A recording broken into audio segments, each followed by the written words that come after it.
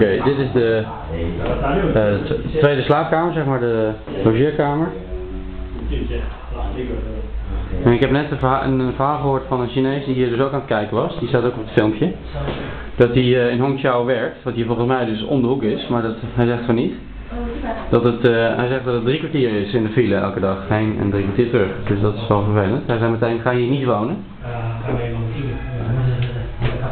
Maar het kan natuurlijk ook gewoon lekker koppig zijn en gewoon wel hier gaan wonen.